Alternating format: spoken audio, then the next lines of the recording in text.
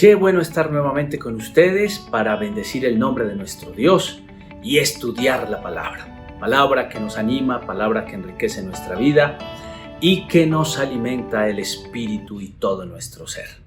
Ya estamos llegando al capítulo 6 del Evangelio de Juan. No hemos corrido para nada con el Evangelio, vamos despacio aprendiendo un poco de él, ¿no? Ha sido una de las intenciones, ir despacio para que nos vaya quedando una enseñanza y ese principio que el evangelista quiso regalarnos. Por eso les invito en este día a abrir Juan capítulo 6. Vamos a leer desde el versículo 1 al versículo 15, aunque todo el capítulo 6, realmente hasta el capítulo 71, va a estar trabajando un solo tema, pero lo vamos a ir viendo poco a poco. Estudiemos y leamos entonces estos primeros 15 versículos. Después de esto, Jesús se fue al otro lado del lago de Galilea, que es el mismo lago de Tiberias. Mucha gente lo seguía porque habían visto las señales milagrosas que hacía sanando a los enfermos. Entonces Jesús subió a un monte y se sentó con sus discípulos. Ya estaba cerca la Pascua, la fiesta de los judíos. Cuando Jesús miró y vio la mucha gente que lo seguía, le dijo a Felipe: ¿Dónde vamos a comprar pan para toda esta gente? Pero lo dijo por ver qué contestaría Felipe, porque Jesús mismo sabía bien lo que había de hacer. Felipe le respondió: Ni siquiera el salario de 200 días bastaría para comprar el pan suficiente para que cada uno recibiera un poco. Entonces Andrés, que era otro de sus discípulos y hermano de Simón Pedro, le dijo: Aquí hay un niño que tiene 5 panes de cebada y 2 pescados. Pero ¿qué es esto para tanta gente? Jesús les respondió: Díganles a todos que se sienten. Había mucha hierba en aquel lugar y se sentaron. Eran unos 5,000 hombres. Jesús tomó en sus manos los panes y después de dar gracias a Dios, los repartió entre los que estaban sentados. Hizo lo mismo con los pescados, dándoles todo lo que querían. Cuando ya estuvieron satisfechos, Jesús dijo a sus discípulos: Recojan los pedazos sobrantes para que no se desperdicie nada. Ellos los recogieron y llenaron 12 canastas con los pedazos que sobraron de los 5 panes de cebada. La gente, al ver esta señal milagrosa hecha por Jesús, decía: De veras este es el profeta que había de venir al mundo. Pero como Jesús se dio cuenta de que querían llevárselo a la fuerza para hacerlo rey, se retiró otra vez a lo alto del cerro para estar solo. Muy bien, empezamos entonces a analizar este hermoso texto del capítulo 6 que nos va a enfocar muchísimo a lo que es Jesús como el pan de vida. Los 4 primeros versículos pues nos sitúan en un espacio y en un tiempo. El episodio nos va a contar una acción que vivió Jesús y nos va a mostrar un poco los personajes con los que nos vamos a encontrar. Nos va a mostrar a Jesús como un personaje principal, a una gran multitud de gente que le sigue y a sus discípulos.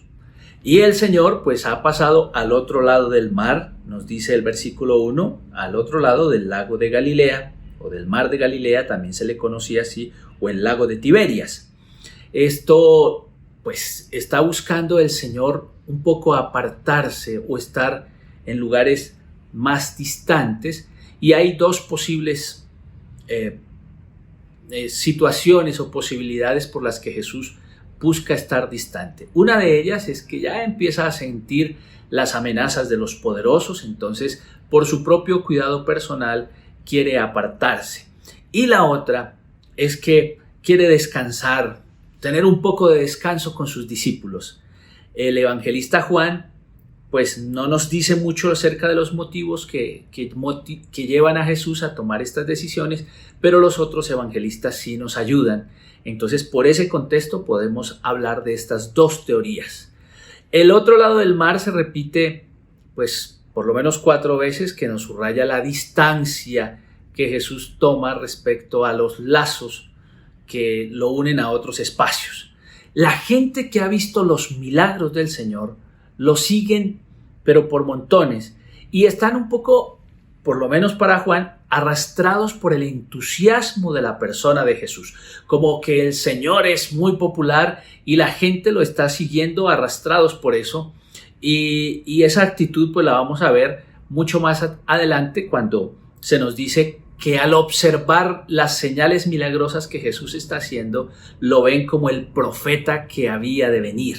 Entonces hay cierta inteligencia en algunos de ellos al comprender que Jesús es más que un milagro. Esa multitud de personas, muchos están entendiendo que estamos frente a un profeta de Dios. Y se nos narra un lugar geográfico que es una montaña. Como siempre, la montaña en el texto bíblico tiene un carácter solemne, donde Jesús se sube y se sienta con sus discípulos. Y esto nos evoca mucho lo que Moisés también vivió, a diferencia de Moisés, que Moisés sube solo y la montaña tiembla y la montaña llena de fuego y de humo y la gente está totalmente asustada. Jesús es un nuevo Moisés distinto. A él se le sigue, van y se sientan con toda confianza, y esa es una de las grandes maravillas del Señor, que ahora Dios nos habla y nos habla tan cerca y sin generar ese temor o ese miedo que se generaba pues en experiencias como la de Moisés. La escena se nos va a cerrar, por lo menos estos 4 versículos, diciéndonos también un momento indicado que era cerca de la Pascua, que es una fiesta de los judíos. Dice la palabra del Señor que Jesús levantó sus ojos y al ver la multitud que venían hacia él, le propone algo a uno de sus discípulos, ¿no? O le hace una pregunta a Felipe, porque Jesús generosamente quiere alimentar a esa multitud que lo está siguiendo. Por lo menos el evangelista dice que eran unos 5,000 hombres, y lo hace preguntándole a Felipe: ¿de dónde vamos a comprar panes para que toda esta gente coma? La realidad del hecho es que Jesús está poniendo a prueba a uno de sus discípulos o a todos sus discípulos, porque él sabía lo que iba a hacer, indudablemente. Al decirle que tanta gente está necesitando comer, pues viera la reacción, ¿no? 200 denarios no serían suficientes para alimentar a toda esta gente. Esto es mucha gente, y eso nos muestra también que pues hay una imposibilidad, hay algo imposible. Además, los recursos con los que cuentan también son recursos insuficientes. ¿Cuáles son los recursos con los que cuentan? 5 panes de cebada y 2 peces. Entonces, lo que el texto quiere ponernos delante como una cosa muy grande y muy interesante es la grandeza del milagro, lo grande que va a ser el milagro, porque pues no habría tanto dinero para comprar pan para tanta gente, y los recursos también son totalmente insuficientes, así sea el alimento mínimo, porque el pan de cebada pues es el pan que se sabe por la antigüedad que era el que comían la gente humilde, la gente pobre. Pero el Señor pues se inventa un banquete extraordinario, manda a recostar la gente, le ordena a sus discípulos que le digan a la gente que se ubique bien, y como que es una forma simbólica de sentarlos a la mesa. Lo mismo nos viene a recordar las bodas de Caná de Galilea, cuando el Señor satisface plenamente la necesidad de la gente. En esa oportunidad la necesidad era vino, ahora la necesidad es el alimento, y el Señor va a suplir toda necesidad, y en este caso por lo menos de unos 5,000 hombres, que para el evangelista pues es un montón de gente, y para nosotros también. El relato culmina hablándonos que los comensales quedaron todos satisfechos, pero totalmente todos satisfechos. Comieron todos y se saciaron, y luego se recogen 12 cestas, 12 cestas llenas de pedazos de pan, que pues nos vienen a significar algunas cosas muy interesantes. No perdamos de vista algo. Juan es extremadamente simbólico, y al ser simbólico, el pasaje va mucho más allá de la literalidad. Amén por el milagro. Un milagro en el que lo insuficiente el Señor lo soluciona. No hay dinero para comprar tanto y lo que tenemos no alcanza para nadie. Entonces es un milagro muy interesante, pero la gente va entendiendo y Juan pretende mostrarnos una enseñanza que va más allá del milagro, ¿sí? Entonces al final las personas dicen, oiga, este es el profeta que había de venir. Incluso el Señor Jesucristo tiene que irse porque lo quieren llevar a la fuerza para hacerlo rey. Pero el simbolismo es muy interesante y es que como este es apenas el inicio del capítulo 6, se nos va a mostrar que ese pan que sacia a toda la humanidad y que ese número 12 puede significar todas las tribus de Israel, es decir, este pan es suficiente para alimentar a todo el pueblo.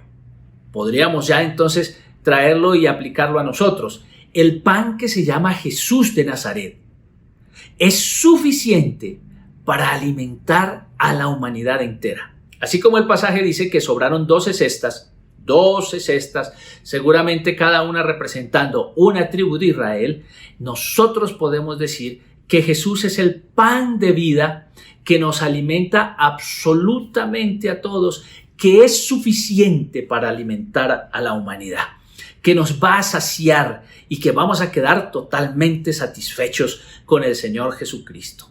Entonces, partamos del simbolismo de Juan. Juan nos está hablando de un momento solemne que además nos recuerda que está cerca de la Pascua. Otro recuerdo de pan.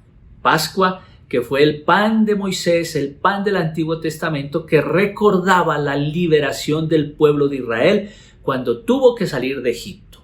Ahora el evangelista nos pone en ese mismo escenario, lo que indudablemente está indicando que el pasaje es mucho más que la literalidad. Y es que ha llegado un pan verdadero, el pan que se llama Jesús, que trae la verdadera libertad de la esclavitud y que es suficiente para todos. Por eso usted y yo hoy debemos sentirnos realmente satisfechos de caminar con Jesús, porque Jesús es suficiente pan para alimentarnos en el diario vivir, en nuestras luchas, en nuestros problemas, en nuestras dificultades. Jesús nos invita a la mesa a comer un pan que viene del cielo. Este es un buen día para darle gracias al Señor y para reafirmar nuestra fe y nuestra confianza en el Todopoderoso, en el Señor grande y maravilloso. Entonces, amados, es un buen momento para decirle, Señor, tú eres el pan que quiero comer, eres el alimento que satisface mi vida y mi espíritu. Y hoy, digámosle al Señor que como es nuestro pan de vida eterna, queremos alimentarnos de Él. Padre Celestial, te damos gracias, Señor, por tu amor y tu misericordia.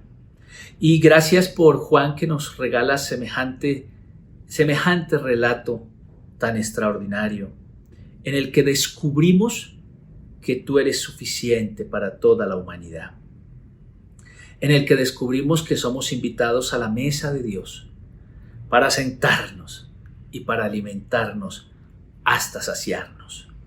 Señor, tú eres nuestro pan, nuestro alimento. Permite que todos los que estamos aquí y los que nos encontramos en estos medios virtuales podamos alimentarnos de ti, porque tú eres el alimento de bendición y de vida eterna. Muchas gracias, buen Señor. Gracias, Padre. Amén y amén.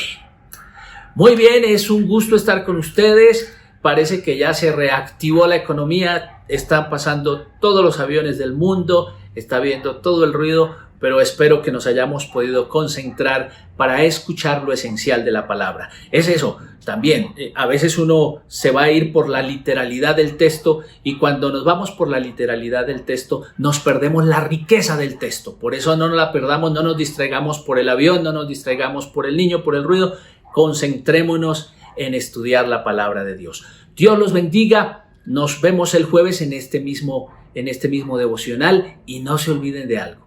Nada ni nadie nos puede separar del amor de Dios, que es en Cristo Jesús, Señor nuestro. Chao, chao, mil bendiciones.